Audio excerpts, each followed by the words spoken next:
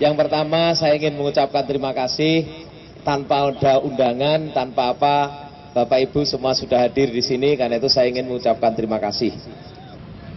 Di situ ada kesempatan untuk menolong rakyat Bojonegoro. Kita tahu bahwa pada periode yang akan datang, uang APBD Bojonegoro dari migas insya Allah akan jauh lebih besar dibanding yang sekarang. Inilah kesempatan terbaik buat kita semua untuk menolong rakyat Bojonegoro. Sekarang kita lihat, rakyat Bojonegoro bukan rakyat pemalas. Saya sudah memulai merintis membangun embung, waduk, dam Bojonegoro Gerak, kemudian beberapa embung sudah kita mulai bangun. Kalau Allah mengizinkan, saya dipilih kembali oleh rakyat dan dipercaya, maka embung dan waduk itu akan kita teraskan pembangunannya supaya produksi padi kita bisa naik 300-400 ribu ton ke depan. Ya. Karena itu adalah cara yang paling gampang untuk menolong rakyat Bojonegoro. Kalau ada duit 50 miliar, kita pakai bangun kantor lantai 11 misalnya, itu hanya melahirkan kerumunan, tapi tidak berdampak apa-apa buat rakyat. Pegawainya yang di atas, tapi rakyatnya tetap di bawah. Karena itulah maka uang itu harus kita gunakan untuk menolong rakyat. Dan mandat undang-undang tahun 2015, seluruh rakyat Indonesia, rakyat Bojonegoro ini, asal pemerintah daerahnya mau, harus semua dijaminkan di asuransi. Yang tidak punya duit harus dibayar oleh pemerintah kabupaten. Ya, maka uang rakyat itu kita pakai itu. Dulu ketika saya awal menjabat dengan Mas Hartono, ada tanggungan hutang yang lumayan besar, 350 miliar. Alhamdulillah tahun ini hutang itu sudah lunas.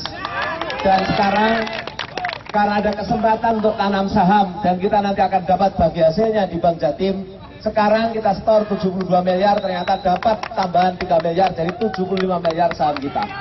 Dari penghutang terbesar, alhamdulillah Bojonegoro sekarang menjadi pemilik saham nomor 4 terbesar di Jawa Timur. Lalu apa yang bisa kita lakukan? Kita bisa meneruskan sekarang lewat jam keseda terus. Kita juga bisa menolong anak-anak kita supaya bisa sekolah lebih baik. Karena dengan kualitas pendidikan itulah maka anak-anak kita bisa menghadapi keterbatasan dengan baik.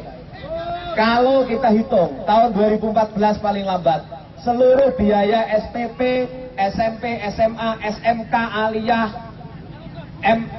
negeri swasta sudah bisa ditanggung oleh Pemkab kalau kita mau. Alias rakyat tidak lagi dibebani SPP untuk tahun-tahun yang akan datang. Ya. Saya sudah hitung dan anggaran itu cukup, tinggal kemauan politik kita semua. Asal kita mau, insya Allah bisa. Bahkan untuk anak-anak yang pintar, anak-anak yang miskin tapi pintar, ada 100 anak pun kita bisa kasih beasiswa perguruan tinggi full. Artinya biaya hidupnya pun bisa.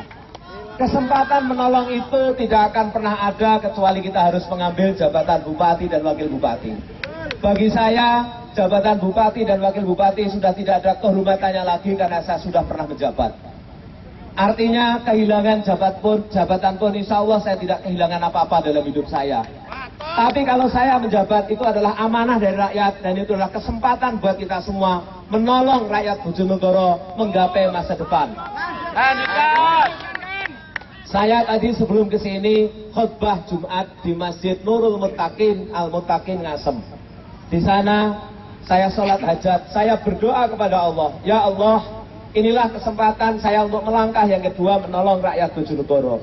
Saya mulai sujud di masjid ini karena kekuasaan itu harus disujudkan kepada Allah, disujudkan kepada rakyat yang dicintai oleh Allah Subhanahu wa taala.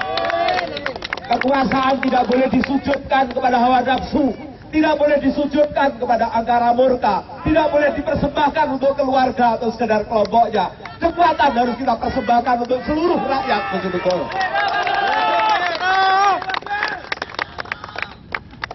Saya percaya kepada saudara-saudara dan semua rakyat Bojonegoro.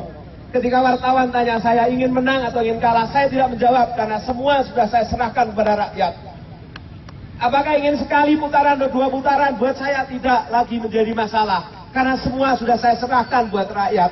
Buat saya menjabat bupati adalah pengabdian, inilah ibadah saya.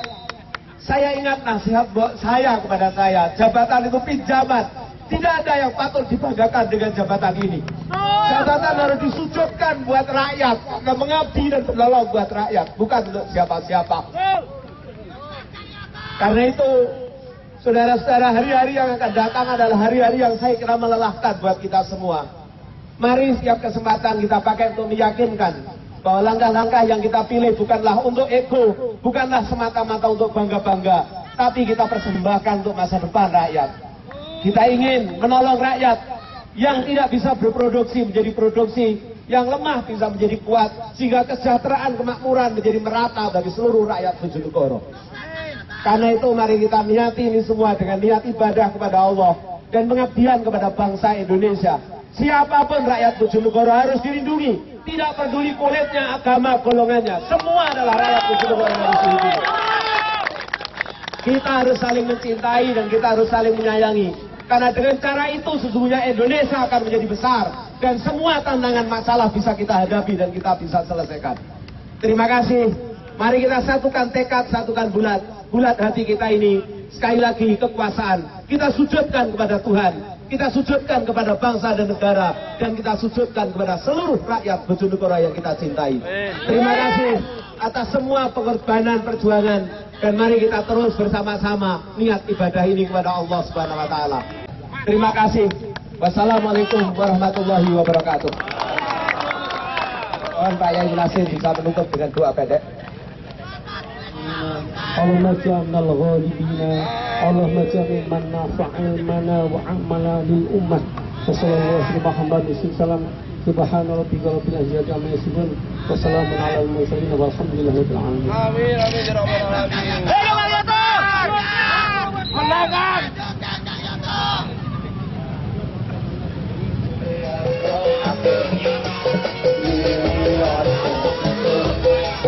Supaya telah nyenek dulur kita miliar kamyoto